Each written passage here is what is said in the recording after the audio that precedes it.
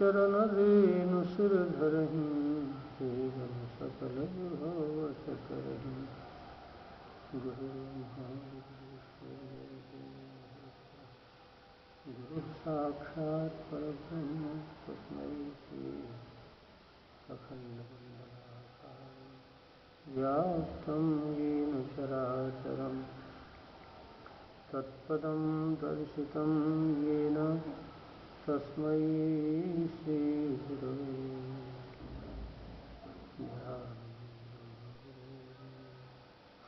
पूजार्हं शरणद्वयं मन्त्रमूलं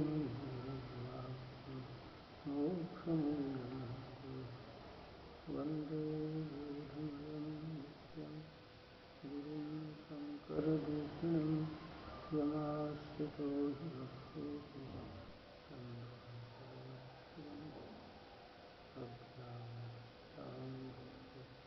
ज्ञानाञ्जनशलाकया चक्षुरुन्मीलितं येन तस्मै श्रीगुरवे नमः।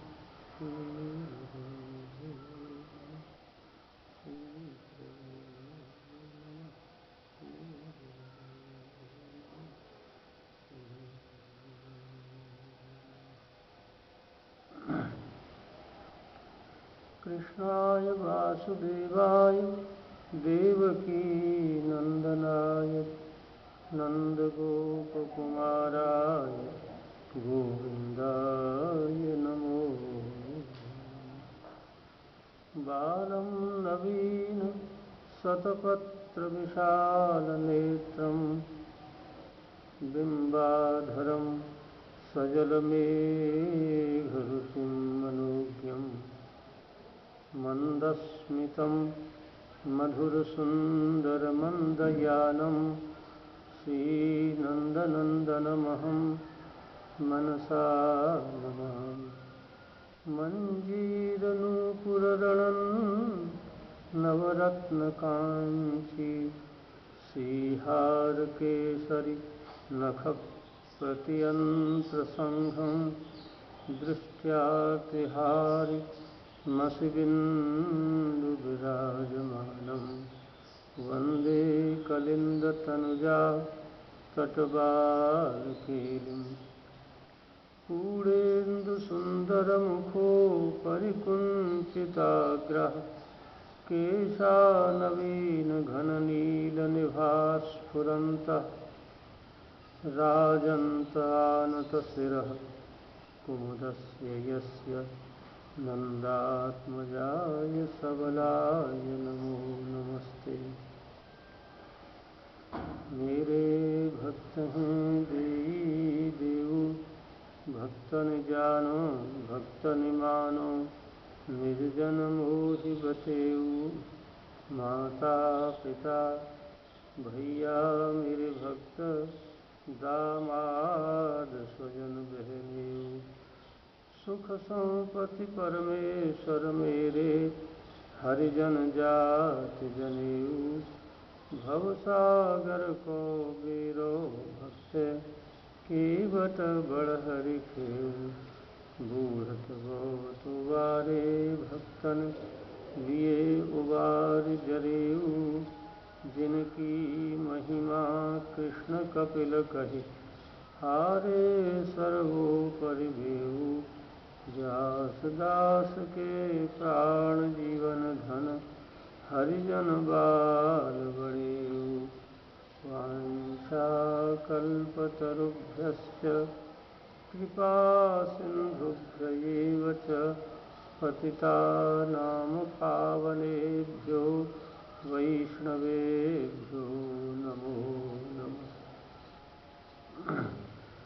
भक्ति भक्त भगवंत गुरु चतुर्नाम बपु एक। इनके पद वंदन किए ना समझे न अनु। सीताराम सीताराम जय सीताराम। सीताराम। सीताराम जय सीताराम।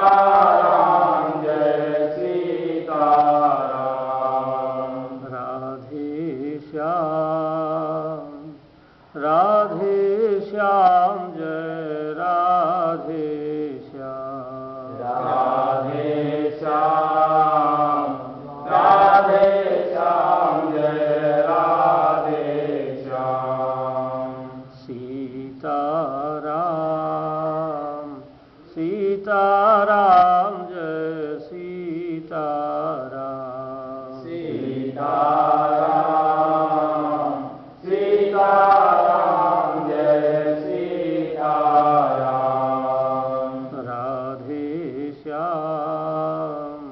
राधे श्याम जय राधे श्याम। राधे श्याम जय राधे श्याम। श्री गिरिराज महाराज की जय, श्री बाबा महाराज की जय, श्री बाबा के लाला की जय, लाला के बाबा की जय, लाला बाबा दोनों की जय। जय जय श्री राधे श्याम।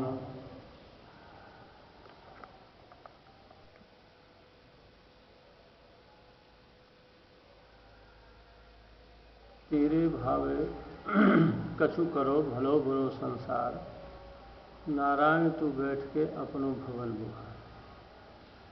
धन यौवन यो जात है, जाविद उड़त कपूर, नारायण गोपाल भज क्यों चाटत जगधूर।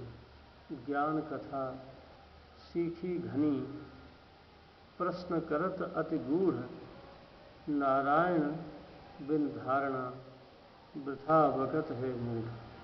ज्ञान कथा सीखी घनी, प्रश्न करत अति गूढ़, नारायण बिन धारणा वृथा बकत है मूढ़। जाके मन में बस रही मोहन की मुस्कान, नारायणता के लिए औरन लागत ज्ञान। जाके मन में बस रही मोहन की मुस्कान, नारायणता के लिए औरन लागत ज्ञान। पराभक्ति और ज्ञान में नाहिन तनिको भेद, नारायण मुख्य प्रेम है कहें संत और वेद। पराभक्ति और ज्ञान में नाहिन तनिको भेद, नारायण मुख्य प्रेम है कहें संत और वेद। रामायण तो आप लोग बहुत दिनों से पढ़ते हो, किंतु उसमें तुम्हारा प्रेम नहीं है। यदि प्रेम होता तो उसमें जहाँ विरह का प्रसंग आता है उसे तुम कैसे पूरा पढ़ सकते। वहाँ तो आंखों से आंसुओं की धार बहने लगेगी, फिर किस प्रकार प्रसंग पूरा होगा। वास्तव में प्रेमी का तो नाम लेते ही मन रुक जाता है। योगी के लिए जैसे सुषुम्ना नाड़ी में अमृत झरता है, वैसे ही प्रेमी की आंखों से भी निरंतर अमृत धारा बहती रहती है। नियम ही प्रेम का साधन है, किंतु प्रेम की सिद्धावस्था में नियम का बांध बाधक हो जाता है। गाढ़ानुराग ही प्रेम की सिद्धावस्था है।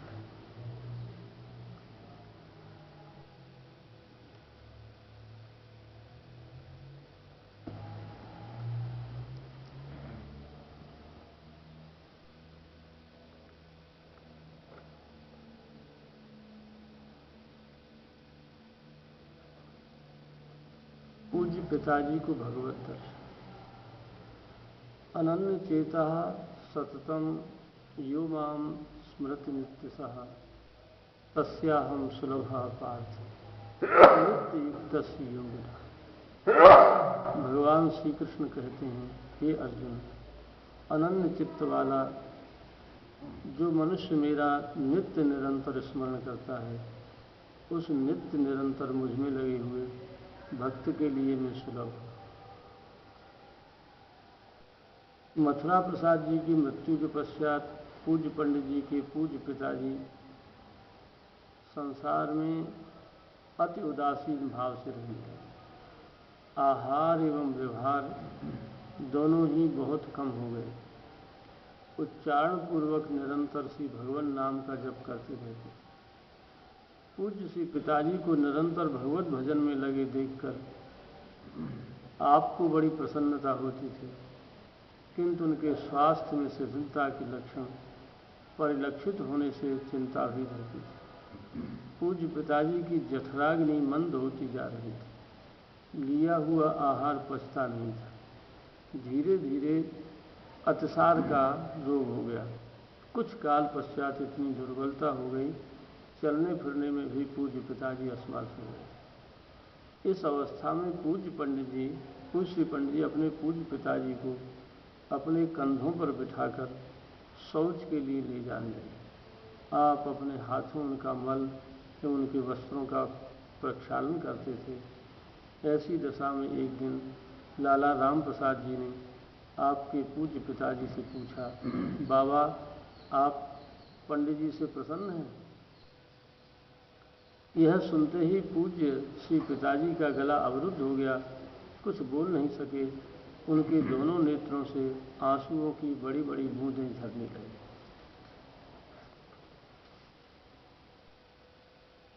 पूज्य पंडित जी उनके स्वास्थ्य लाभ के लिए पूर्ण प्रयत्नशील थे।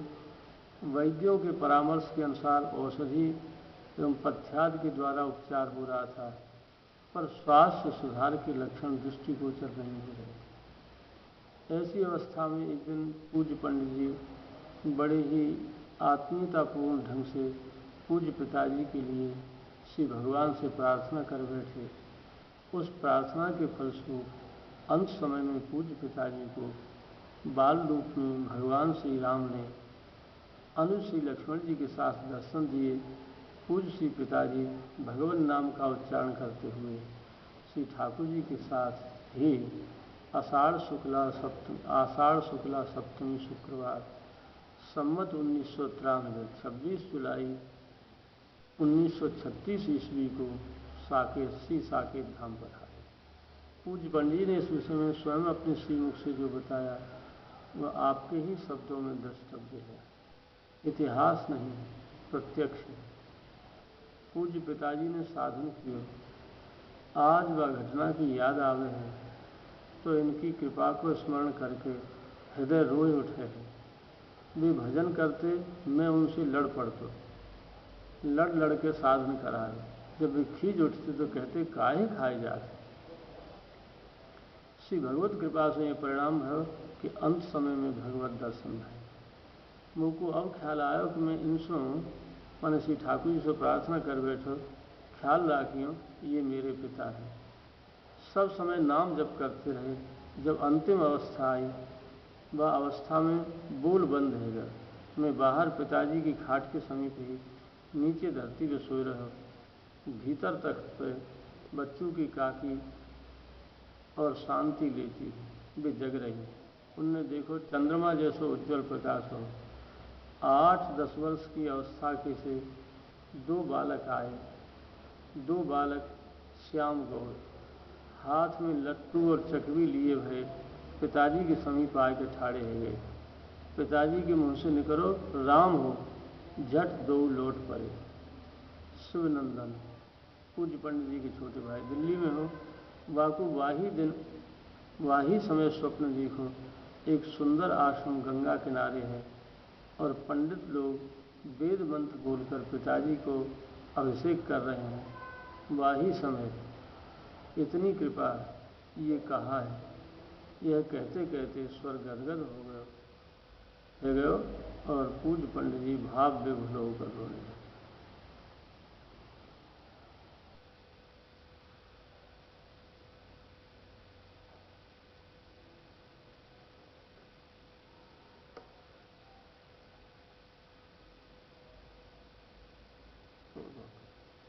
भगवत प्रार्थना का शीघ्र फल। तावत रागादयस्तेनास तावत कारागृहम गृहम तावन मोहुंग्र निगडो यावत कृष्ण नते जना। श्री ब्रह्मा जी भगवान श्री कृष्ण की स्तुति करते हुए कह रहे हैं, हे नाथ, जब तक जीव आपका नहीं बन जाता है तब तक ये राग द्वेषाद चोरों की भांति उसका सर्वस्व हरण करते रहते हैं। उसके लिए घर कुटुंब कारागार के समान दुखदायी हो जाता है। उसके पैरों में ममता मोह रूपी बेड़ियां पड़ी रहती हैं। आपका दास हुए बिना जीव इस भव बंधन से मुक्त नहीं हो सकता। पूज्य पिताजी के परम धाम गमन के पश्चात पूज्य पंडित जी की बुद्धि का निश्चय था।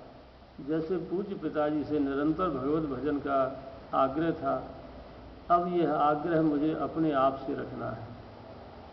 आपकी कन्या शांति अपनी विधवा काकी के समीप रहती थी, किंतु आपके एकमात्र पुत्र मानस जी, जिन्हें प्यार में आप बच्चू कहते थे, यही आपका 24 बच्चू से ही आपका 24 घंटे का संपर्क था। अतः आपके मन का झुकाव कुछ इनकी ओर था। इनकी शिक्षा, आचरण, व्यवहार एवं जीवन निर्माण की चिंता कर्तव्य बुद्धि से आपको लगी रहती थी। यह कर्तव्य चिंता सतत भगवत चिंतन बनाए रहने में बाधक जान पड़ती थी। अतः चित्त की वृत्ति दो धाराओं में बहती थी। एक थी सबसे उदासीन होकर भगवत भजन करने की भावना, और यह भावना चित्त में प्रबलता से उमड़ती रहती थी। दूसरी भावना थी अपने कर्तव्य का पालन करते हुए भजन करना। पूज्य पंडित जी अपने श्री सद्गुरुदेव परम पूज्य जोड़िया बाबा जी महाराज के दर्शनार्थ हाथरस से श्री वृंदावन प्राय पैदल ही जाया करते थे। हाथरस से चलकर रात्रि में सोनई ठहरते। सोनई में श्री परमहंस जी नाम के एक महात्मा थे, उनके यहाँ रात्रि में सत्संग होता था। प्रातःकाल सोनई से अधिकतर राया होते हुए कच्चे रास्ते से चलकर मानसरोवर पहुँचते, वहाँ स्नान एवं राधा रानी का दर्शन करते, फिर यमुना जी पार करके श्री वृंदावन में अपने श्री सद्गुरु भगवान के समीप आ जाते थे। इसी मार्ग से पुनः हाथरस लौट जाते थे। मानसरोवर स्थित परम करुणामयी श्री राधा रानी के विषय में यह प्रसिद्धि है कि वे दर्शन मात्र से कामनाओं की पूर्ति करने वाले। यहाँ पूज्य पंडित जी ने सदा वत्सला परम करुणामयी श्री राधा रानी के समक्ष अपनी गुहार का, अपने आंतरिक संकल्प का निवेदन किया। आपके मन में कर्तव्य बोध प्रेरित ममत्व था। पुत्र मानस जी के प्रति यह ममत्व एकांत एवं एकाग्र भजन में एक प्रकार से बाधक ही था। पूज्य पंडित जी ने श्री राधा रानी से प्रार्थना की, मेरे अंतःकरण में बच्चू के प्रति लगाव माने आसक्ति न रहे और बच्चू अपने पैरों पर खड़ा हो जाए, अर्थात अपने जीवन का निर्वाह स्वयं करने लगे। अपने जन के द्वारा की हुई सांसारिक स्वार्थ से शून्य प्रार्थना पर श्री जी अविलंब ध्यान देती हैं। उन कृपामयी के संकल्प मात्र से विधान बनने में क्या देरी लगती है। अभीष्ट की सिद्धि के लिए संयोग घटित हो गया। प्रसंगानुरोध से एक तथ्य की पुनरावृत्ति करनी पड़ रही है। ब्रह्मचर्य दीक्षा के समय श्री मानस जी एवं श्री देवदत्त जी को पूज्य पंडित जी ने व्यर्थालाप से बचाने के लिए नियम दिया था कि माता पिता एवं गुरु के अतिरिक्त किसी से भी बात न करें। पूज्य पंडित जी का स्वभाव था कि जो नियम लिया जाए पूरी सावधानी पूर्वक उसका पालन किया जाए। आप नियम पालन में च्युति सहन नहीं कर पाते थे। एक दिन मानस जी कुएं पर स्नान कर चुके थे। संध्याद नित्य कर्म के लिए मिट्टी से मांस धोकर बाल्टी से पानी खींच रहे थे। श्री देवदत्त जी के बड़े भाई श्री राम भरोसे लाल जी कुआं पर खड़े थे। दैवयोग से बाल्टी के पानी में कुआं में से चींटी आ गई। राम भरोसे लाल जी ने मानस जी को बताया, तुम्हारी बाल्टी के पानी में चींटी है। पूज्य पंडित जी कुआं से थोड़ी दूर पर थे। आपने समझा कि बच्चू और राम भरोसे दोनों परस्पर बात कर रहे हैं। केवल पंडित जी से, मानस जी के लिए तो माता पिता गुरु, केवल पंडित माता जी तो थी नहीं, गुरु थे ही पंडित जी, पिता भी थे। और देवदत्त के लिए माता पिता गुरु तीनों से बात करने का नियम था और किसी से बात नहीं करें, ऐसा नियम था। तो राम भरोसे लाल ने कहा कि तुम्हारी बाल्टी चटी। इनने माने संकेत से स्वीकार किया, वो उसकी उनकी ओर देखा हुआ। दूर थे पंडित जी, तो उन्होंने समझा कि बच्चू बात कर रहा है। पूज्य पंडित जी कुआं से थोड़ी दूर पर थे। आपने समझा कि बच्चू और राम भरोसे दोनों परस्पर बात कर रहे हैं। जिसके प्रति अपनत्व का भाव होता है उसकी हानि या स्खलन अहेतुक स्नेहशील गुरुजनों को सहन नहीं होता है। इस कारण पूज्य पंडित जी के मन में क्षोभ हो गया। आपने डांटते हुए कहा, तुम अपना नियम तोड़कर बात करते हो। मानस जी ने कहा, जी मैं बात नहीं कर रहा हूँ। पूज्य पंडित ने कहा, मैंने तुम्हें बात करते हुए देखा है, तुम झूठ भी बोलते हो। ऐसा कहकर कुछ अनुशासित प्रताड़ित करने की भावना से पूज्य पंडित जी मानस जी की ओर चले। क्षुब्ध पिताजी को अपनी ओर आते हुए देखकर मानस जी भयभीत होकर भाग गए। मानस जी के मन में भय था कि पता नहीं पिताजी क्या दंड देंगे। भाग जाने पर पूज्य पंडित जी के मन में उस समय उपेक्षा का भाव उत्पन्न हो गया था, अतः उनकी ओर ध्यान ही नहीं दिया। जब दोपहर तक मानस जी घर नहीं आए तब चिंता होने लगी। श्री वंश गोपाल जी तिवारी अपने आत्मीय जनों के घर ढूंढवाया। श्री वंश गोपाल जी तिवारी आदि अपने आत्मीय जनों के घर ढूंढवाया, किंतु कहीं पता नहीं चला। समाचार सुनकर श्री तिवारी जी भी आ गए। उनका रमल, एक सिद्ध पासे होते हैं, उनकी सिद्धि की जाती है तो उसे रमल कहते हैं। रमल विद्या के जानकार ज्योतिषी से घनिष्ठ परिचय था। वे उनके पास गए। उन्होंने बताया, बालक शासनी के समीप एक पाठशाला में है, अभी कुछ निश्चय नहीं कर पा रहा है कि क्या करूं, कुछ काल तक वहीं रहेगा। यह बात जानकर तिवारी जी और पूज्य श्री पंडित जी दोनों शीघ्र ही तांगा से उस पाठशाला में पहुंचे। मानस जी वहीं मिल गए। जब तक मानस जी मिले नहीं थे तब तक वात्सल्य स्नेहवश पूज्य पंडित दुखी थे, नेत्रों में आंसू भी थे। विचार पूर्वक ही नेत्रों की सजलता को रोक नहीं पा रहे थे, किंतु मानस जी के मिलते ही चित्त की दशा सर्वथा दूसरी हो गई। आसक्ति या स्नेह का तार सदैव के लिए तत्काल टूट गया। जीवन में तटस्थता परिव्याप्त हो गई। अब मात्र व्यवहार शेष रह गया। पूज्य पंडित जी ने इसे श्री राधा रानी जी से की हुई प्रार्थना का फल माना और पूज्य पंडित जी मानस जी को अपने साथ घर ले आए।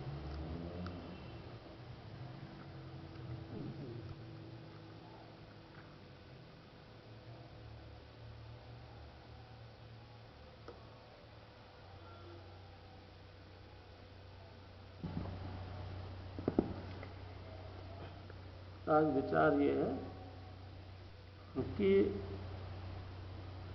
चैतन्य महाप्रभु को एक वाक्य है और बिल्कुल इसी ढंग में, इसी शैली में उड़िया बाबा जी महाराज का भी वाक्य है।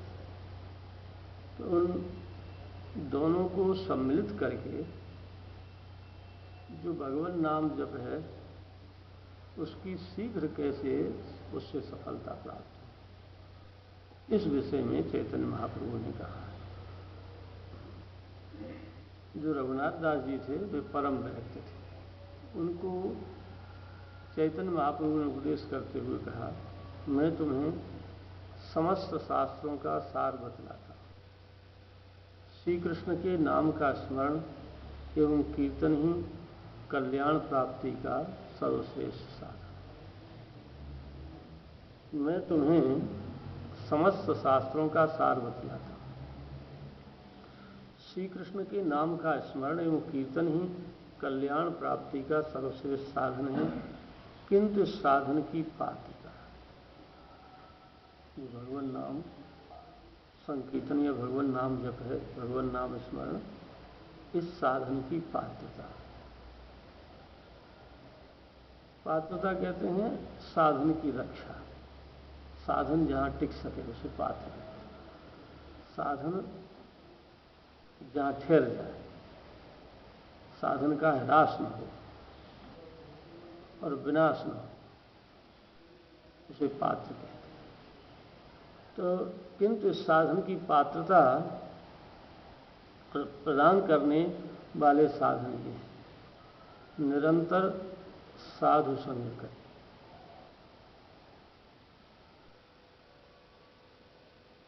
निरंतर साधु संग करें, सांसारिक चर्चा,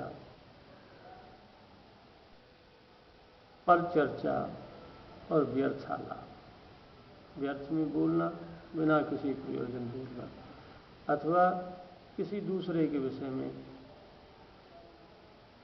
इस संसार में परमात्मा से अतिरिक्त सब कुछ पर है। तो भगवत चर्चा के अतिरिक्त जो भी अपने समीप में हैं उनके विषय में बिना प्रयोजन चर्चा करना ये पर चर्चा है। और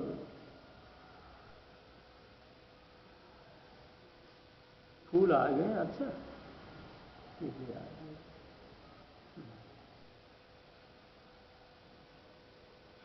तो सांसारिक चर्चा माने पर चर्चा और व्यर्थालाप से बचे, पर निंदा से कोसों दूर रहे।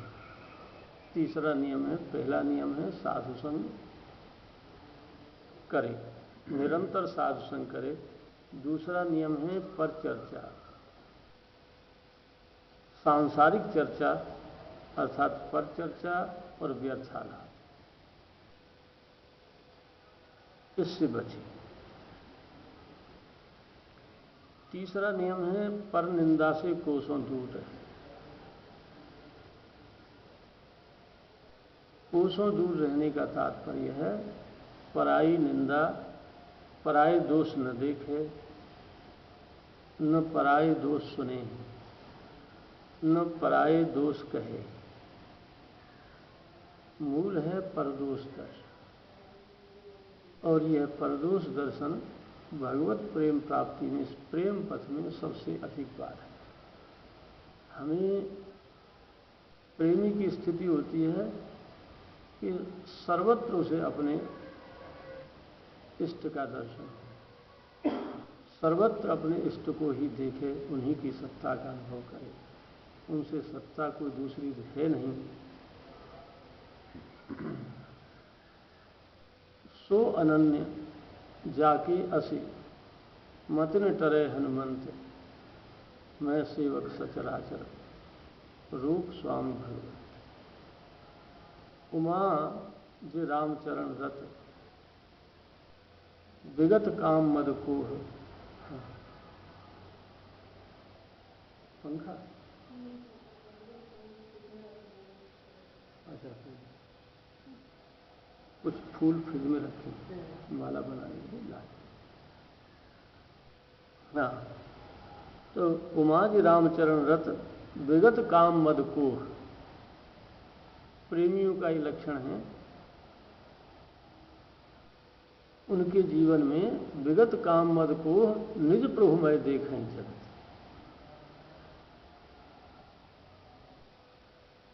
केहसन करें विरोध। तो इस भक्ति पथ में आरंभ से अंत तक वही माने प्रारंभ है और वही उसका अंत है। भगवत प्रीति ही भगवान की ओर चित्त को लगाना, इसका फल है संसार से चित्त हटकर अपने प्रीतम श्री कृष्ण में प्रेम पूर्वक लग जाए, उनकी सेवा में नियुक्त हो जाए। तो आरंभ से ही उनसे प्रेम करते हैं, उन्हें अपना मानते हैं, आरंभ से ही उनकी सेवा की भावना करते हैं, और आरंभ से ही उन्हें सर्वत्र देखने का भाव। रामचरितमानस में एक जगह कहा गया है, निर्गुण रूप सुलभ अति, सगुण जान कोई कोई, जो जाने रघुपति कृपा, सपने मोहन हो। तो इसमें यह निर्गुण भक्ति क्या है, यह तो सभी समझते हैं कि भगवान सर्वव्यापक, भगवान सर्वत्र हैं, सर्वसमर्थ हैं और सर्वसुखी। भगवान सर्वव्यापक है,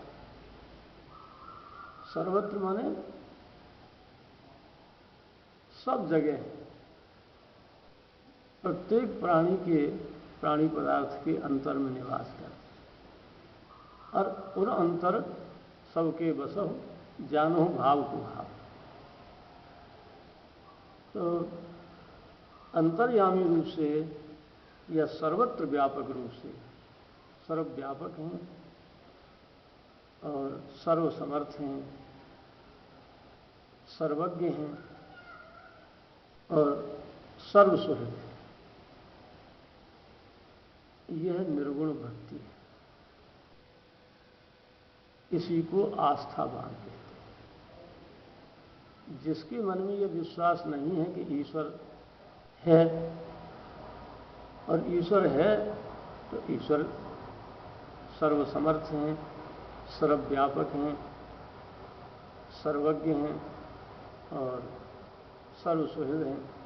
तो इन बातों पर जिसका विश्वास है, जो इन बातों को मानता है, ईश्वर के अस्तित्व में विश्वास करता है, वही ईश्वर का भक्त आस्तिक है। बिना आस्तिकता के ईश्वर भक्ति होती है।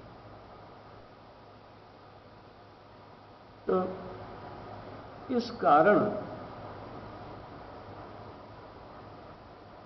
जब हम ईश्वर को सर्वव्यापक मानते हैं, तब फिर हम सब कुछ में ईश्वर को देखते हैं। तो अपने प्रभु की ही जितने रूप हैं सब अपने प्रभु के हैं, तो फिर उनकी निंदा कैसे कर सकते हैं, उनमें दोष कैसे देख सकते हैं?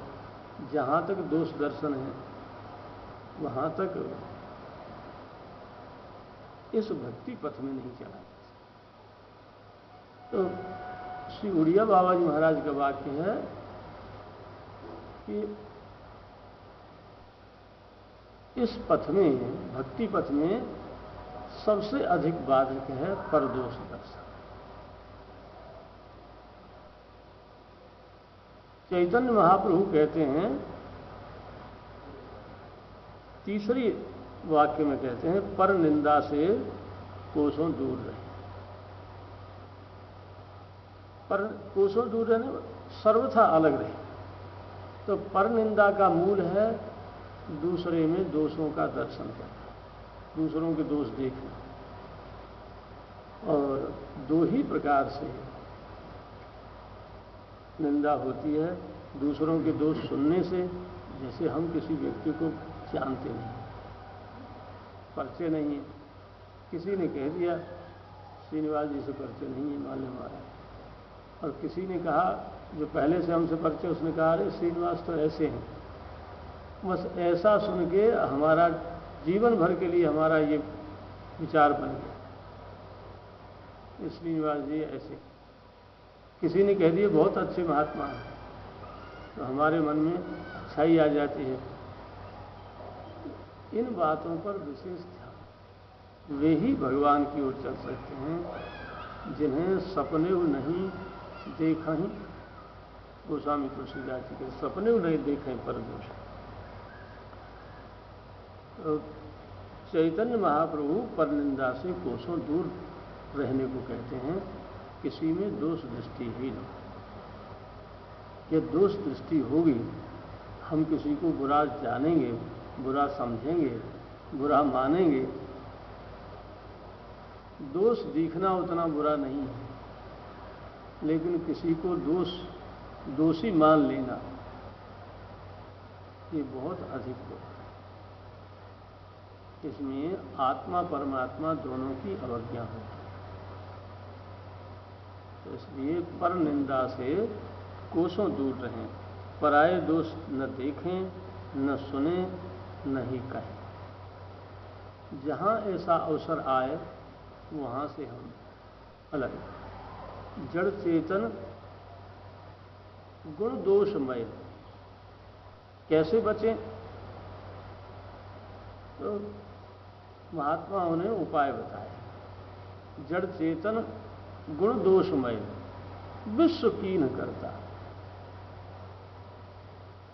भगवत प्रेमी संत तस्मिन तज्जने भेदा भाव, जानी संत अनंत संत। और भगवान, ये दो ही सर्वथा दोष से रहित हैं। वैसे तो जड़ चेतन गुण दोषमय विश्व कीन करता है। कैसे दोष से बचें तो युक्ति बताई। युक्ति यह है संत हंस गुण गहन। हंस के विषय में यह शास्त्रों में है कि वे नीर क्षीर विवेकी होता है। यदि पानी और दूध मिला दिया जाए तो दूध पी लेता है, पानी छोड़ देता है, पानी को ग्रहण नहीं करता। ऐसे संत जो गुण दोषों में से केवल गुण रूपी दूध को ग्रहण करते हैं और परिहर बार विकार रूपी पानी को त्याग देते। तो कैसे त्याग दें? इसकी प्रक्रिया यह है, कोई अच्छाई कहीं सुनाई दे कि वे ऐसे तो तत्काल अपने आप को हम देखें कि हम ऐसे हैं कि नहीं। बस यह प्रक्रिया है। यह गुण रूपी दूध को ग्रहण करना है। किसी महात्मा, किसी संत, किसी साधक, किसी विरक्त, किसी गृहस्थ, किसी में कोई अच्छाई बताई, बहुत अच्छे हैं, ऐसे हैं, बड़े उदार हैं, बड़े सरल स्वभाव हैं, बड़े निर्माण हैं और संत प्रकृति है, भले ही गृहस्थ में है लेकिन संत प्रकृति के हैं। तो इस बात को सुनते ही उस बात को हम अपने अंतर में देखें कि वह बात हमारे में है नहीं। किसी शास्त्र में पढ़ें, किसी संत से सुने अथवा कोई ही व्यक्ति कहे तो तत्काल उस गुण को ग्रहण करने का प्रयत्न यह है कि अपने में देखें और उसे आचरण में लें। पूज्य पंडित जी महाराज के जीवन में यह प्रक्रिया बहुत अधिक प्रबलता से थी। कहीं भी कथा अधिक सुनने जाते, किसी छोटे से छोटे बालक की कथा सुनने जाते, नियम ये था कोई एक चीज पकड़ के ले आते, एक वाक्य। किसी छोटे बालक की कथा जिसने आज ही कथा कहना प्रारंभ किया था और उनके घर वालों ने कही, महाराज थोड़ा बालक कथा कह रहे हो, आप कृपा करके पढ़ा। पंडित जी वहाँ कथा सुनने गए, वहाँ से आए, अपनी कॉपी में लिख लिया, बाल व्यास ने यह बात कही। बस उसी को अपने जीवन में उतारने के लिए लग गए। एक सामान्य जाट पहरेदार रहता था, उसका नाम था छाजू। तो एक दिन छाजू अपनी मस्ती में कोई गीत गा रहा, पंडित जी वहां से निकल रहे थे। तो अब कॉपी में लिखा पंडित जी ने, श्री छाजू राम जी से शिक्षा। बिना पढ़ा लिखा, माने आधा अंग उसका लकवा से पीड़ित था, कभी कुछ गा रहा होगा। तो पंडित जी वहां से निकले, कान में पड़ गया, लिख लिया छाजू राम जी से शिक्षा। अब क्या शिक्षा थी वो हमें पता नहीं, कोई कॉपी में लिखा। तो इस तरह से वे गुणग्राही थे। संत हंस गुण गहन पय, परिहर बार विकार। और कहीं कोई किसी व्यक्ति विशेष की निंदा सुनना, यह तो उनका नियम था, कभी काम से सुनते नहीं थे। एक घटना, एक बालक के लिए बहुत अधिक हमने आग्रह किया, 4-5 बार पंडित जी से प्रयत्न किया, इसको कुछ माने इस पथ में बता दिया जाए जैसे ये चले। तो एक बार प्रार्थना की, जो सेवा हम रहते हैं उनमें कुछ आग्रह भी हो जाता है। तो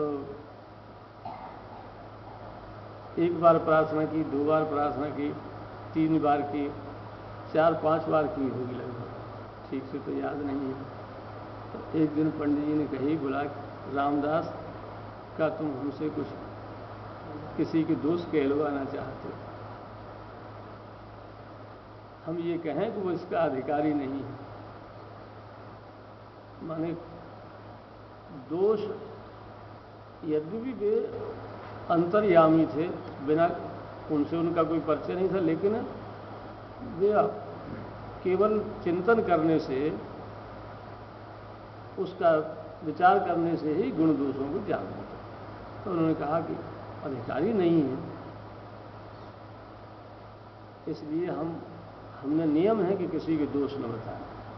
तो क्या तुम हमसे किसी के दोष कहलवाना चाहते हो कि हम ये कहें कि इसमें ये दोष है इसलिए नहीं दो? आग्रह मत करो।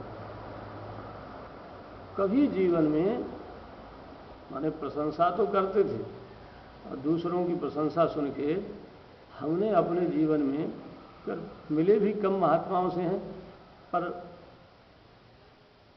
पंडित जी के विषय में ऐसा था कि यदि किसी साधक की भी यूँ प्रशंसा करते कि ज्ञानानंद जी बड़े अच्छे हैं, भजन करते हैं, यूँ कहते तो एकदम उनके माने सब समस्तु केस सब श्वेत हो गए थे। तो जैसे एकदम प्रसन्न होके चेहरे पे से चांदनी सी खिल जाती। किसी के गुण सुनते ही उनको अत्यंत प्रसन्नता होती, पर गुण सुनत अधिक हर्षा। तो ये उनमें विशेषता। तो गुणग्राहीता माने कोई भी कहीं पढ़ें, कुछ सुने,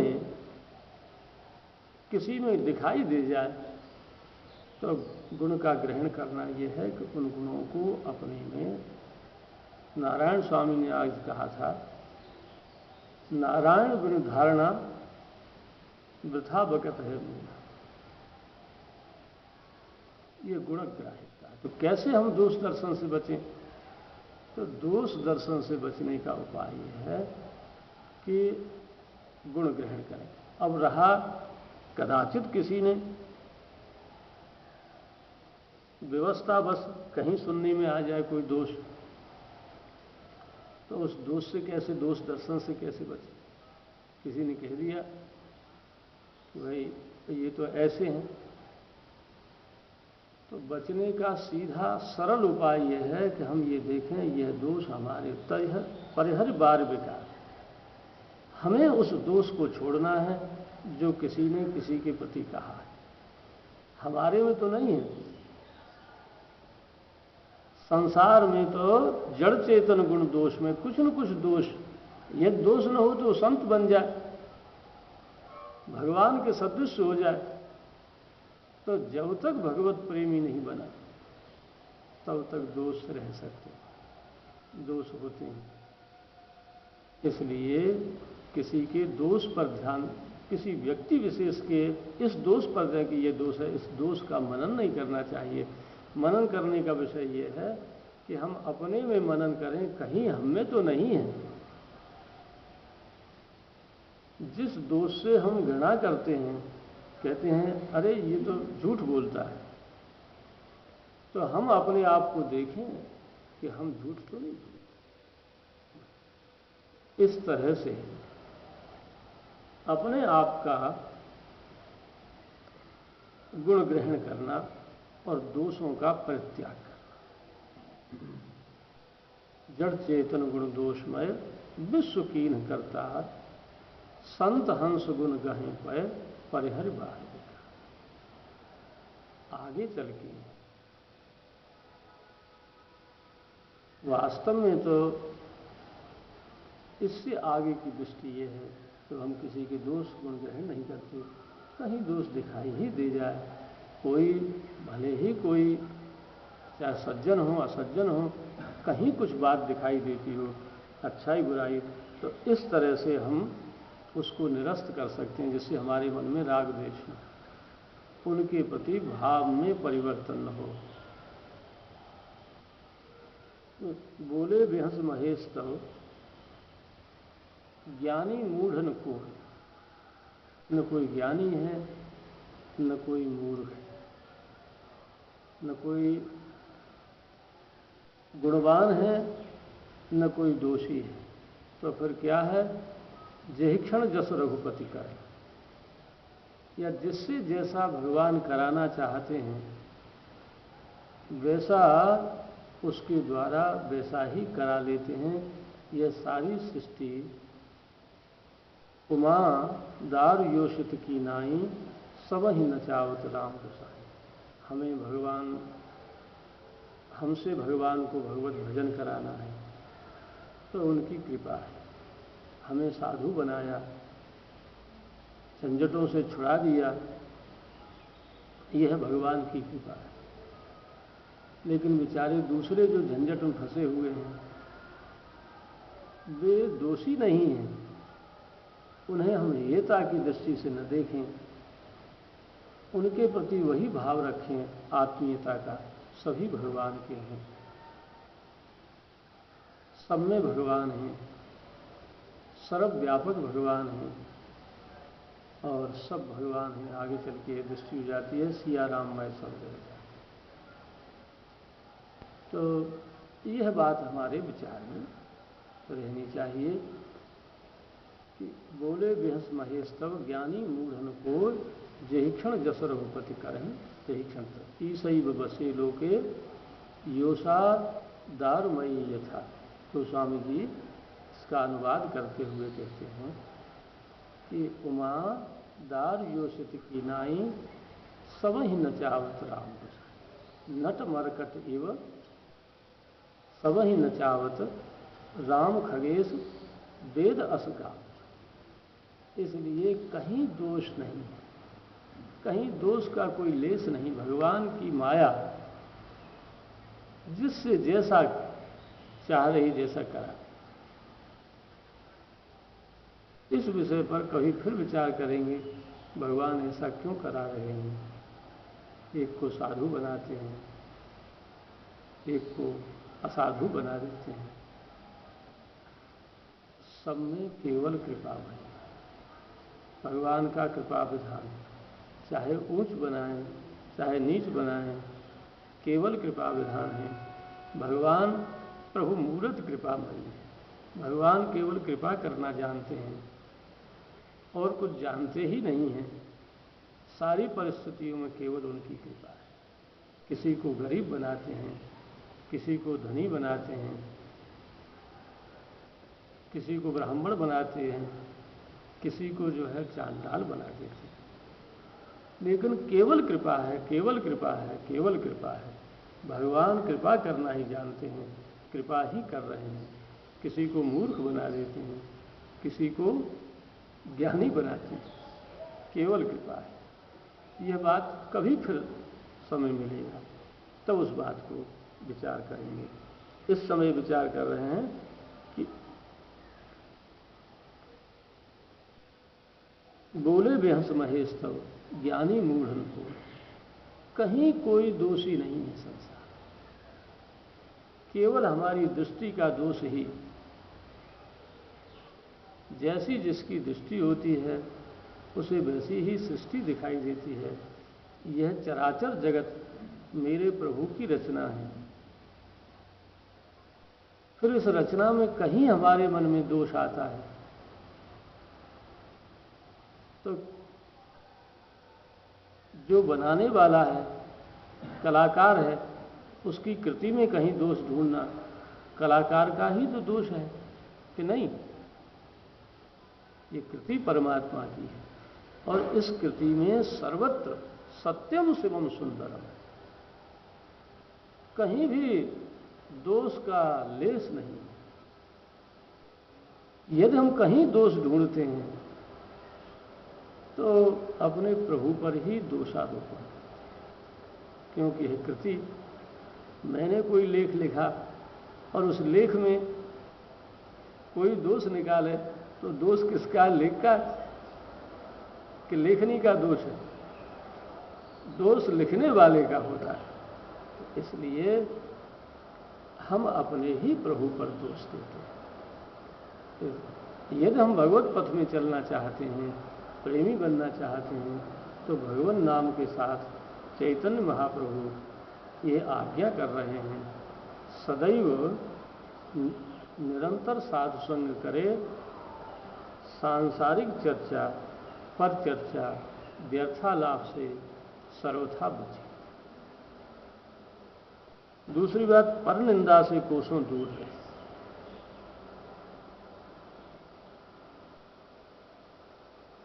कैसे दूर रहे?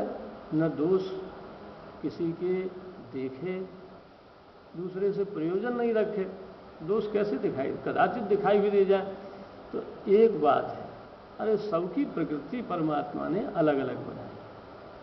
सत्व रजतम, जैसी जिसकी प्रकृति है वो प्रकृति बस वैसा ही काम करता है, इसलिए किसी में दोष नहीं है। प्रकृति उससे ऐसा करा रही है, उससे ऐसा होता है। तमोगुणी पुरुषों के द्वारा तामसिक कर्म बनेंगे, उनका दोष नहीं। सत्वगुणियों के द्वारा सात्विक कर्म होते हैं और रजोगुणियों के द्वारा रजोगुणी कर्म होते हैं। भगवत प्राप्ति के लिए सत्व रजतम तीनों ही गुण आवश्यक हैं। तीनों ही गुण निर्दोष भी हैं। ब्रह्मा विष्णु महेश ये भगवान की ही विभूतियां हैं और तीनों तीन गुणों को धारण करते हैं। तीन गुणों की प्रधानता है, ये तो ईश्वर हैं। सत्व मूर्ति भगवान विष्णु हैं, वे जगत का पालन करते हैं, जगत की रक्षा करते हैं।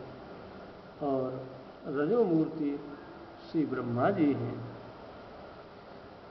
वे प्रवृत्ति का काम करते हैं, लेकिन उनकी प्रवृत्ति भगवान के लिए है, अपने लिए नहीं है। उन्हें इस प्रवृत्ति से उनका कोई प्रयोजन नहीं है।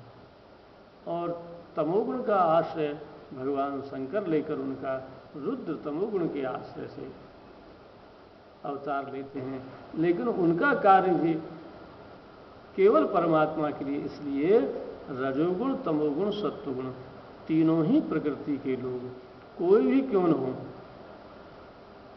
वे ही परमात्मा को प्राप्त कर सकते हैं। एक ही पथ नहीं है। जितने साधक संसार में हैं, जितने जीव संसार में हैं, जितने प्राणी संसार में हैं, वे अपने अनुसार यदि साधन करें तो सबको ही भगवत प्राप्ति हो सकती है। भूल ये बनती है कि जिनकी जैसी प्रकृति है उस प्रकृति के अनुसार साधन बताने वाला कोई चतुर पथ प्रदर्शक नहीं। यदि मिल जाए तो जिस प्रकृति का जीव है उसको उसी प्रकृति का, यदि हठ वाला जीव है उसके मन में किसी बात की हठ बनी रहती है तो उसको व्रत कोई नियम हठ पूर्वक है तो उस नियम पालन से ही भगवान की प्राप्ति।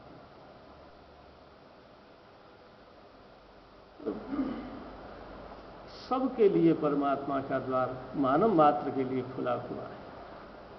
तो किसी से भी हमारे मन में दोष दर्शन अथवा घृणा न हो।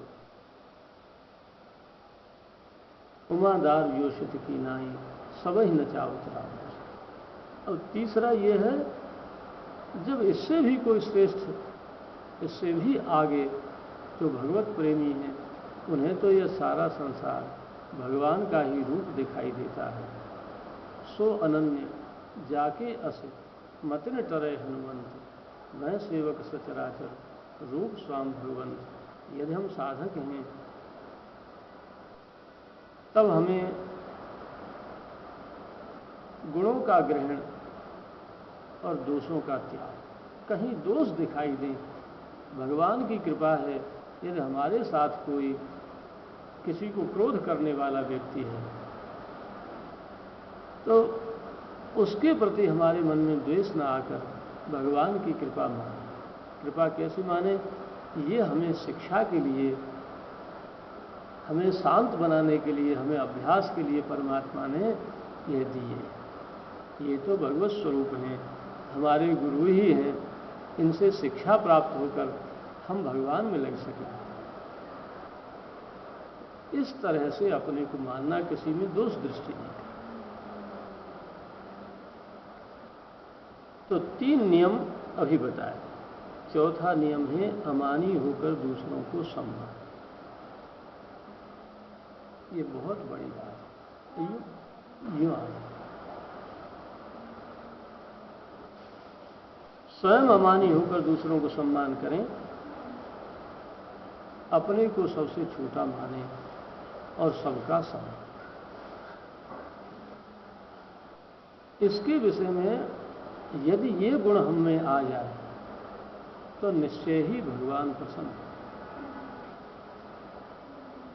स्वयं राघवेंद्र सरकार स्वयं अपने श्रीमुख से भरतलाल जी को उपदेश करते हुए ये बात कहते हैं। बात तो बहुत छोटी है, पर इसका फल अत्यंत महान है। ऐसा फल है कि जिस फल की हम कल्पना नहीं कर सकते।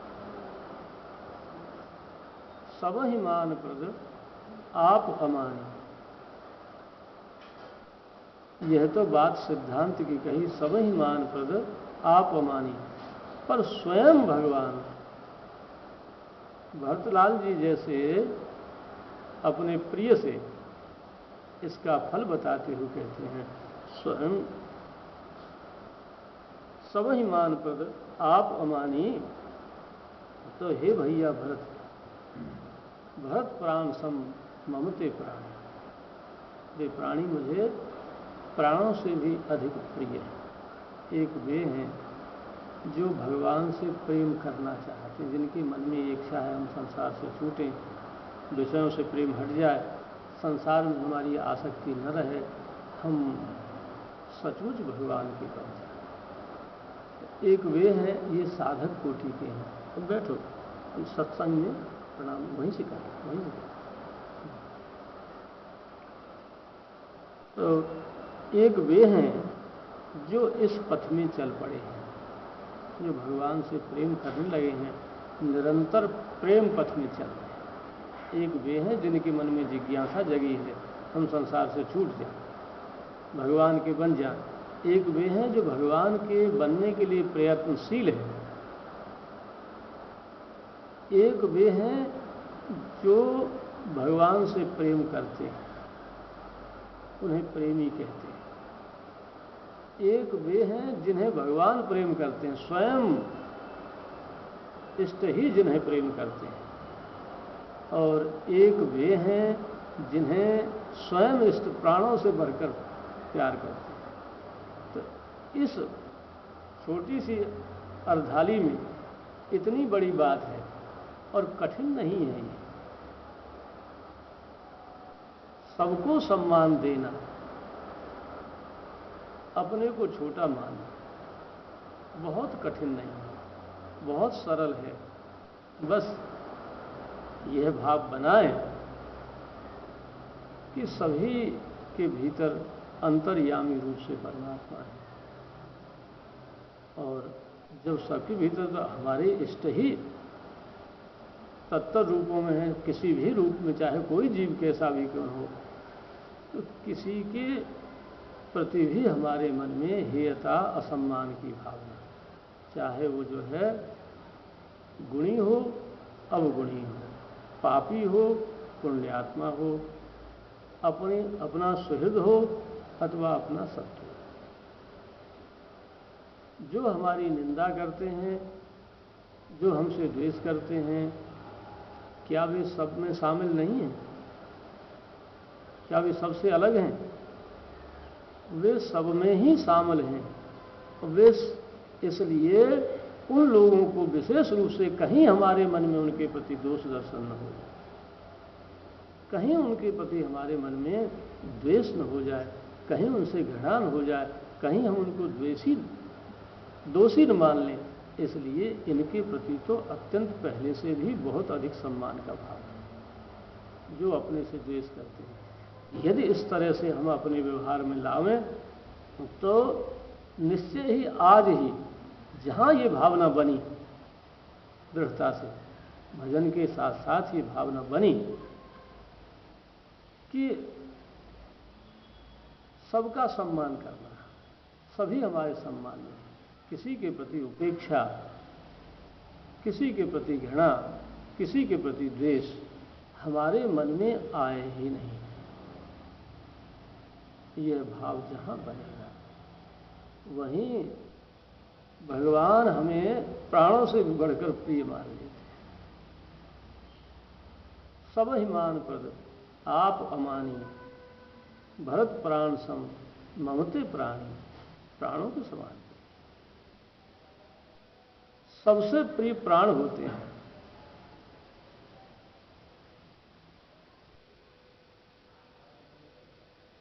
आत्म सुख के लिए ही सारे सुख हैं। जितनी संसार की वस्तुएं हैं वे केवल आत्म सुख के लिए हैं।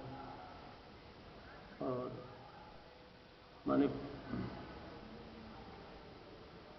प्राण की रक्षा सबसे अधिक है। तो प्राणों से भी अधिक, जो प्राणों से भी अधिक प्रिय हैं या प्राण के समान प्रिय हैं जो लोग, आज ये 4 बातें बताई। ये चैतन्य महाप्रभु जैसे परम प्रेमी संत का वाक्य है। यह तो भगवत वाक्य ही सदृश है। भगवान और भगवान के जनों में कोई भेद नहीं। तो जो लोग हम भगवान के नाम का अभ्यास करते हैं अथवा जिन लोगों ने नाम निष्ठा को ही अपने जीवन का सर्वोपरि साधन माना है, उनके लिए यह बहुत ही आवश्यक है। श्री चैतन्य महाप्रभु कहते, मैं तुम्हें ये रघुनाथ दास गोस्वामी के लिए उपदेश किया है। मैं तुम्हें 100 शास्त्रों का सार बतलाता हूं। श्री कृष्ण के नाम का स्मरण एवं कीर्तन ही, नाम जप स्मरण कीर्तन एक ही बात है। कल्याण की प्राप्ति का सर्वश्रेष्ठ साधन है। जो जप है वह स्मरण ही है। किसी का नाम लेते ही, किसी की चर्चा चलते ही, किसी ने कहा ज्ञानानंद, बस फट हमें ज्ञानानंद जी से परिचय है तो उनका स्मरण हो जाता है। यही पद्धति नाम जप की है। तज्जपः तद अर्थ भाव। तो श्री कृष्ण के नाम का स्मरण कीर्तन ही कल्याण प्राप्ति का सर्वश्रेष्ठ है। सारे संतों ने एक मत से कलियुग में निर्णय किया है। नहीं कलि कर्मणि भगत विवेकु, राम नाम अवलंबन एकु, हरेर नाम हरेर नाम हरेर नाम एव केवलम। व्यास जी तो दोनों हाथ उठाकर प्रतिज्ञा पूर्वक कहते हैं, हरेर नाम हरेर नाम हरेर नामैव केवलम कलौ। शास्त्र की प्रणाली है, जिस बात को विधि के रूप में कहा जाता है उसी को निषेध के रूप में भी साथ ही साथ उसकी पुष्टि करते हैं। सर्वम खलु इदम ब्रह्म, बात यही है। लेकिन फिर निषेध मुख से भी कहते हैं, नेह नानास्ति किंचन। तो ऐसे ही व्यास जी महाराज प्रतिज्ञा पूर्वक कहते हैं, हरेर नाम हरेर नाम हरेर नामैव केवलम कलौ नास्तेव नास्तेव नास्तेव। 3 बार प्रतिज्ञा करते हैं,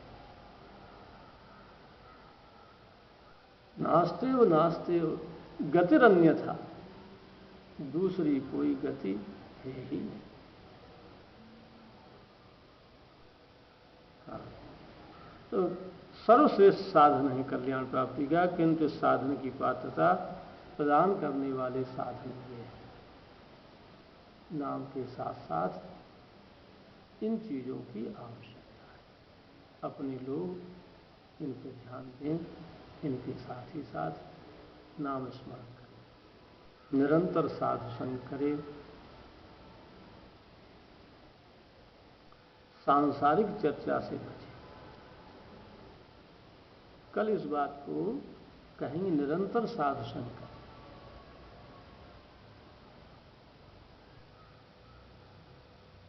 सबसे पहला सबसे प्रधान कार्य यदि निरंतर साधु संग है तब ये सब बातें स्वतः ही बनती चली जाए। यदि साधु संग नहीं है तब धीरे धीरे, जैसे बर्तन चाहे चांदी का हो, चाहे सोने का हो, चाहे पीतल का हो, चाहे कांसे का हो, ये निरंतर कहीं रखा रहे तो धीरे धीरे धीरे धीरे उस पर धूल, मिट्टी और आर्द्रता से वो गंदा हो जाता है। और फिर आगे चल के पता नहीं पड़ता ये क्या है। इसी तरह से सत्संग से, साधु संग से आत्मा का परिष्कार, अपना परिष्कार होता है।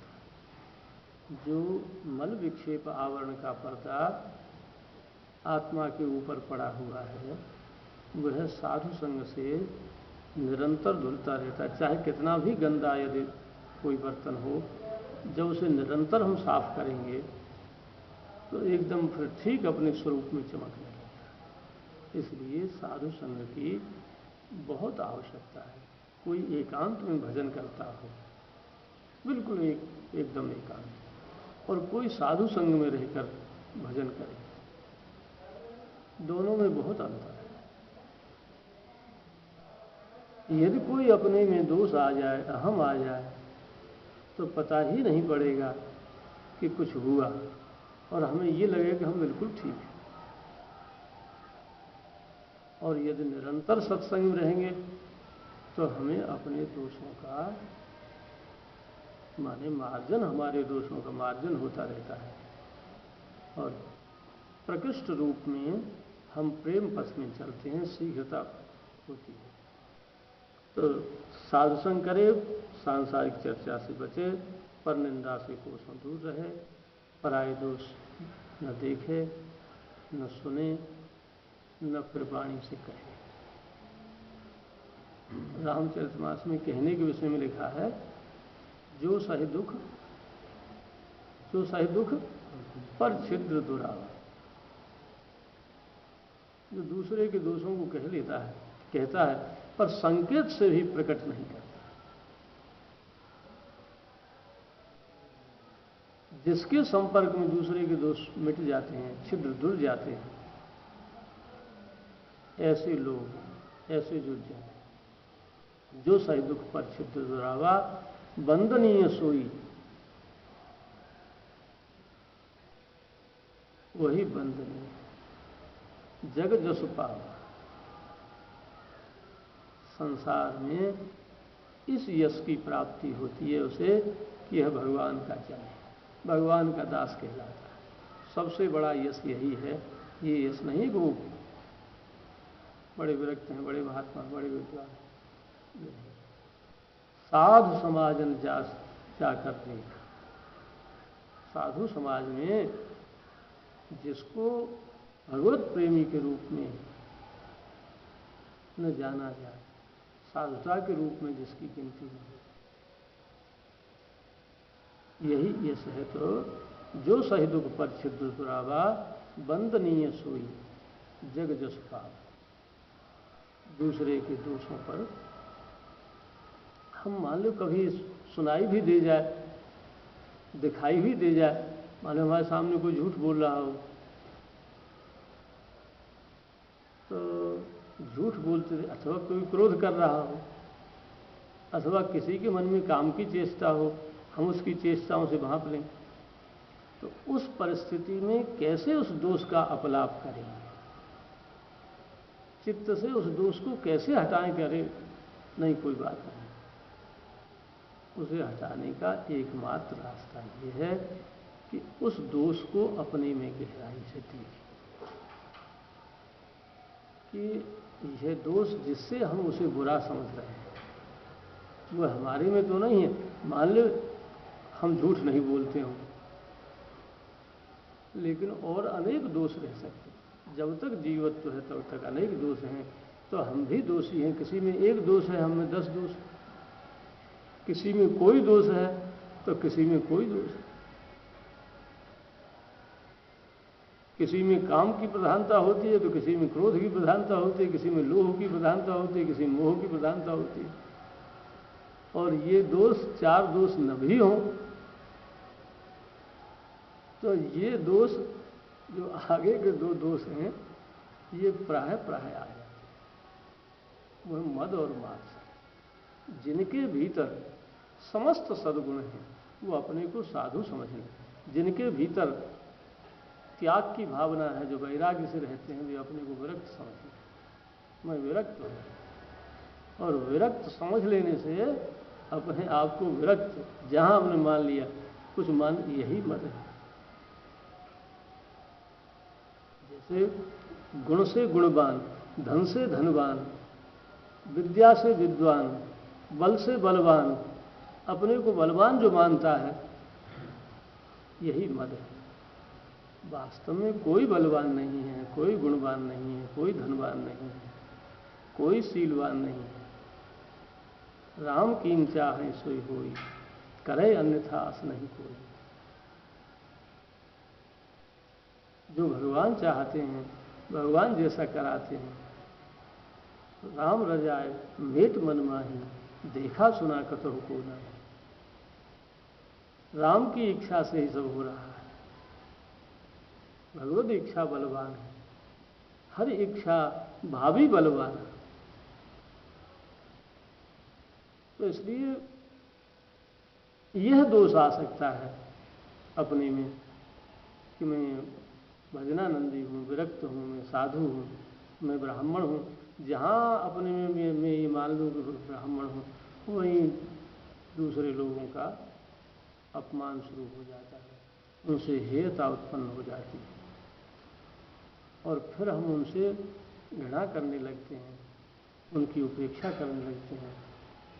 यह ब्राह्मणत्व परमात्मा ने कृपा करके दिया है, ये साधु वेश, विरक्त वेश कृपा करके परमात्मा ने दिया है। हम इसका अहंकार न करें। किसी की दी हुई वस्तु, पहले किसी ने कोई वस्तु हमें दान में दे दी, किसी ने कोई वस्तु दी और उस वस्तु को पाकर हम अहंकारी हो जाए कि कृतज्ञ बने, क्या हो? कृतज्ञता आए, उनकी कृपा का चिंतन करें कि स्वयं अपने, जो किसी ने 1 लाख रुपया हमें दे दिया, 10 लाख दे दिया, 1 करोड़ दे दिया, तो 1 करोड़ देते ही हम अपने को करोड़पति मान लें और धनी मान के अहंकार करने लग जाए, हमारे भीतर मद आ जाए। यह ठीक है कि देने वाले के प्रति हमेशा कि मैं तो भीख मांगता था, इनकी कृपा से वैसा हुआ है। तो सदैव भगवान की कृपा का अनुभव कर, किसी भी प्रकार से अपने चित्त में यह ना हो। हाँ, तो पराये दोष न दे।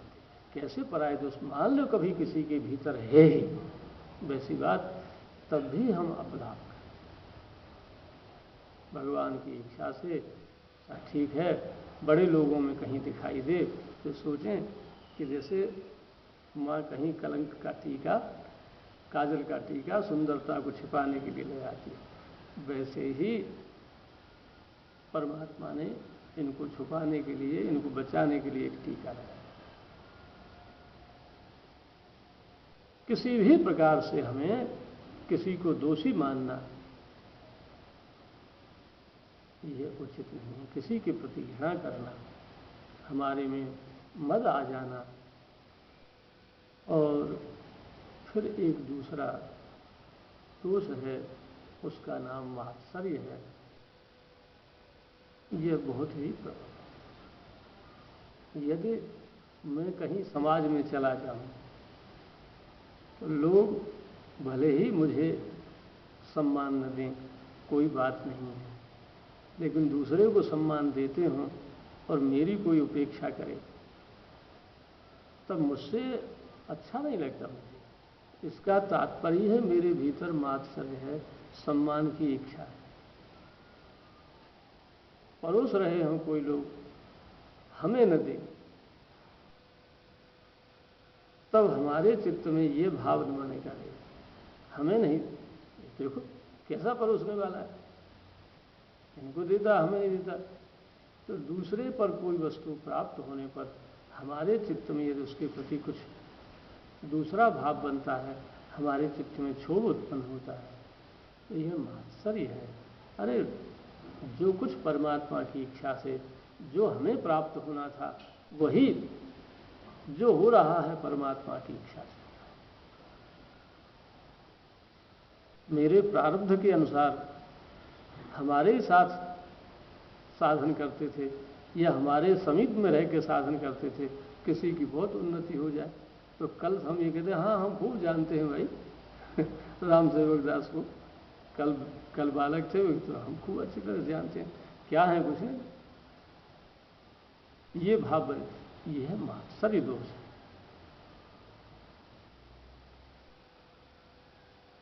जो दूसरे की प्रसन्नता, दूसरे की प्रशंसा सुन के जिसके चित्त में प्रसन्नता हो,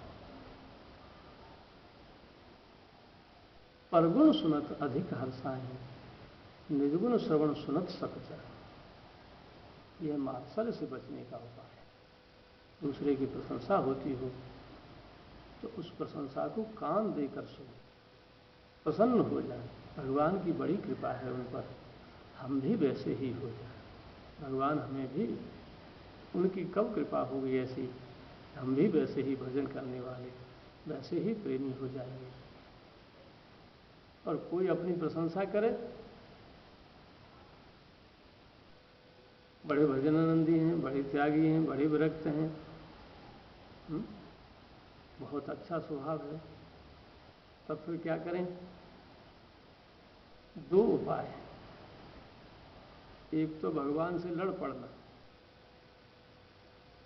और दूसरा उपाय है भगवान की कृपा का अनुभव कर।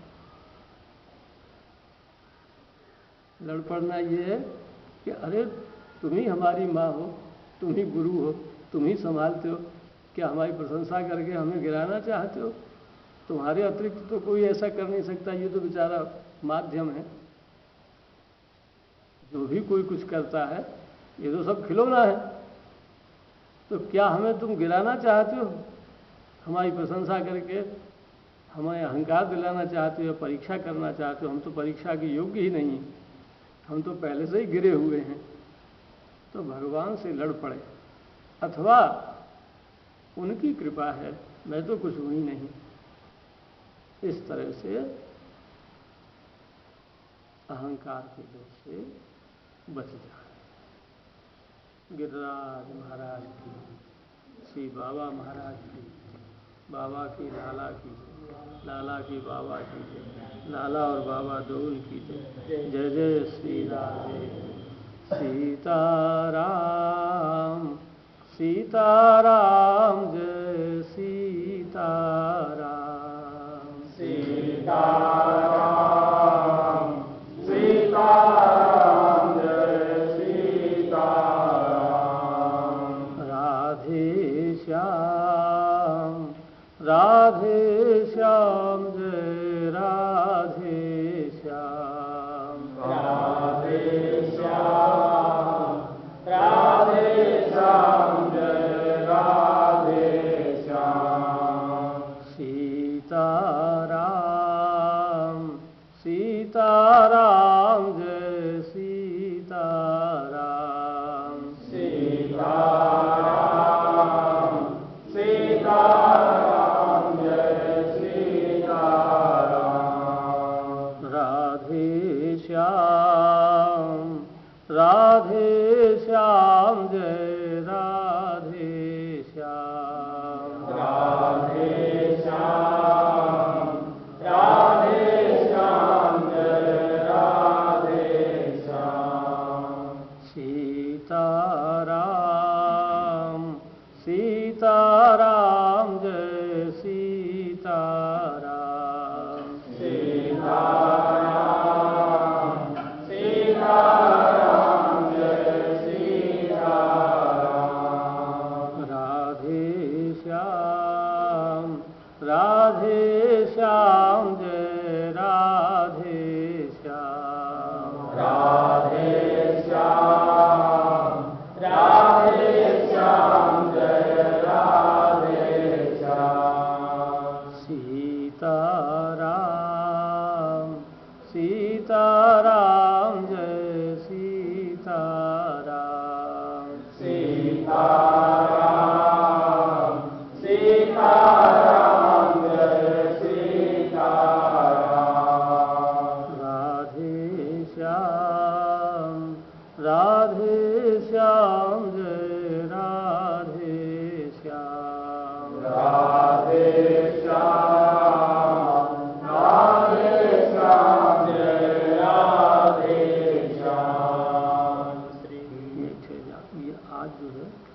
प्रकरण है ना, उसको 2 मिनट प्रारंभ करते हैं। कल मंगलवार है, आज रविवार है। आज रविवार है।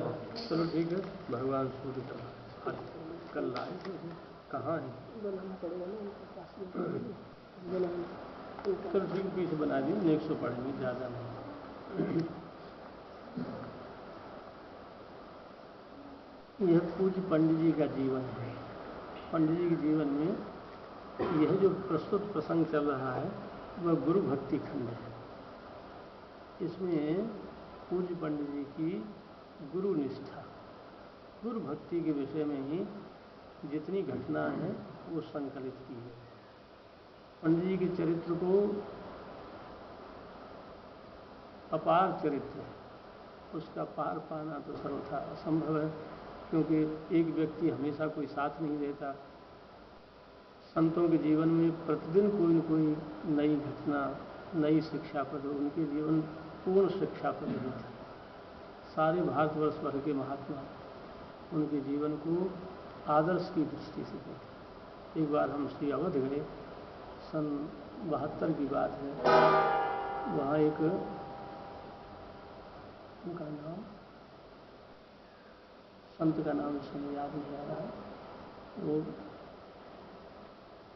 रामकोट में रहते थे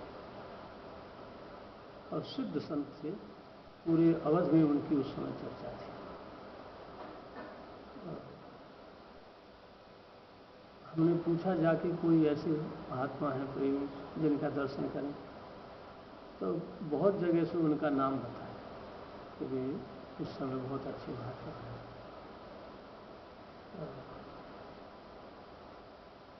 जब उनके यहाँ सर्वप्रथम उनके यहाँ दर्शन करें, पहले ठाकुर जी के दर्शन से पहले उनका दर्शन किया। तो उनके यहाँ गए तो उन्होंने पूछा कहाँ से आए? हमने संकोच के मारे पंडित जी का परिचय कहीं नहीं दिया। हम बालक हैं, हमसे कुछ ऊट पटांग होगा, लोग कहेंगे पंडित जी का आदमी कैसा है। तो नृत्य गोपाल दास सब परिचित थे, लेकिन किसी से परिचय नहीं दिया। ये नहीं बताया कि हम पंडित जी के यहाँ से आए। यही करो, मैंने गोवर्धन से बताया। तो जब उनके पास पहुँचे, पंडित जी के पास, रामचरितमानस पढ़ाया करते थे। बहुत से जो तुलसीदास जी की जो रामचरितमानस था वो क्रम से किसी किसी के पास पहुँचती है। उस समय वे ही पढ़ाते थे। उनके पास गए तो उन्होंने कहा, अरे गोवर्धन से आए? मैंने कहा हाँ जी गोवर्धन से। जी गोवर्धन से। बोले गोवर्धन से आए हो तो वहाँ पंडित जी को जानते हो? तो हमने कहा जी पंडित जी को जानते हैं। अच्छा कहाँ रहते हैं पंडित जी? मैंने कही दान घाटी में। मुस्कुरा के मैंने कही उन्हीं के यहाँ। जो उन्हें ऐसे कही तो मैंने परिचय दिया पंडित जी का। बड़े प्रसन्न। बोले एक संत, पहले उन्होंने पूछा एक संत रहते हैं, जानते हो उनको? पंडित जी का परिचय दिया।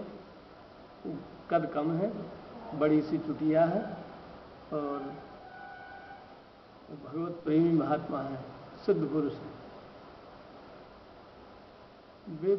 वे अवध से बाहर नहीं गए थे। चित्रकूट से उनको हनुमान जी ने भेजा था, जो वे संत थे, और अवध से बाहर नहीं गए। अवध में ही रामचरितमानस पढ़ाया करते। और तो उन्होंने कहा, बोले हमने पंडित जी के दर्शन किया है, पहले बहुत पहले किया।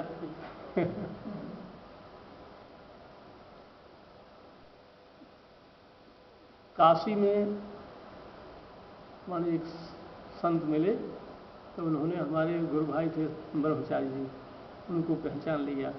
पहचान के छाती से लगा के रोने लगे। हम पूरे भारतवर्ष में घूमे हैं, पर संतों का जितना सम्मान पंडित जी के यहाँ होता है उतना सम्मान कहीं नहीं देखा। तो चतुर्दिक उनकी संतों में ख्याति थी। उनकी रहनी से वे हमेशा सिद्ध होते हुए हमेशा साधक रहनी से रहे, जीवन भर एक सी रहने का निर्वाह किया। तो उनके चरित्र लिखने में ये कठिनाई थी, विरक्त जीवन के चरित्र लिखने में कठिनाई ये थी कि घटनाओं का क्रम कैसे, एक सा भोजन, एक जगह रहना, कहीं गए नहीं आए, 50 वर्षों तक कहीं जाना आना कुछ हुआ नहीं, अब रोज़ क्या लिखें? कोई कहीं जाता हो तो हम लिख दें कि उन्होंने चित्रकूट की यात्रा की, अयोध्या की यात्रा की, फलाने संत से ऐसे मिले, ऐसा कुछ था ही नहीं। तो फिर यही विचार किया कि उनकी जो विशेषताएं थी उनका वर्णन, ये भी पता नहीं था माने कोई घटना कब घटी है। जैसे अपने गुरु भाइयों से, पंडित जी के संपर्क के लोगों से सुनी थी, तो कुछ अपनी आंखों से भी देखा, तो इसलिए आगे के चरित्र को 4 भागों में विभक्त किया। सबसे अधिक उनके जीवन में कोई स्पष्ट बात थी तो गुरु निष्ठा थी। तो पहला चरित्र, पहला भाग गुरु भक्ति खंड, दूसरा है पंडित जी का साधन खंड। उन्होंने किस प्रकार से साधन किया, तो उनकी साधन की विधा क्या थी, किस तरह से उन्होंने साधन को अपने जीवन में पूर्णता से दिखाया, सतत भजन में जीवन जिया, उनकी साधन निष्ठा पूर्ण थी। जैसे गुरु निष्ठा, साधन निष्ठा। फिर दूसरा है आराधना खंड, उपासना खंड, आराधना, समाराधना खंड। समाराधन खंड में रास बिहारी गिरिराज भगवान, ब्रज अपने इष्ट और संत, इनकी जीवन भर उन्होंने समाराधना, ब्रज में रहे तो धाम समाराधना किया, धाम को भगवान के रूप में ही देखा, भगवान से भिन्न नहीं समझा, और संतों के साथ संपर्क किया, संतों की सेवा करते थे, संतों के यहाँ जाते थे, संतों को सम्मान देते थे, संतों को भी अपने इष्ट के, निज इष्ट के रूप में ही देखते थे। तो संतों का ऐसा कैसा समाराधन था उनका, संत समाराधन। तो माने यह जो है समाराधन खंड में विचार किया कि समाराधन खंड में इन घटनाओं को, रास बिहारी समाराधन, गिरिराज समाराधन, धाम समाराधन, संत समाराधन, इष्ट समाराधन, यह उपासना खंड। और चौथा है उनका जीवन दर्शन, संतोचित उनमें कैसे गुण थे, संतत्व का कैसा विकास था उनमें, इस बात को 4 खंडों में विचार किया। उनमें से ये गुरु भक्ति खंड है, इसमें पहले घटनाओं कह चुके हैं, अब यहाँ गुरु भक्ति के सोपान पर, सोपान माने सीढ़ी। तो जैसे कोई उच्च स्तर पर पहुँचता है तो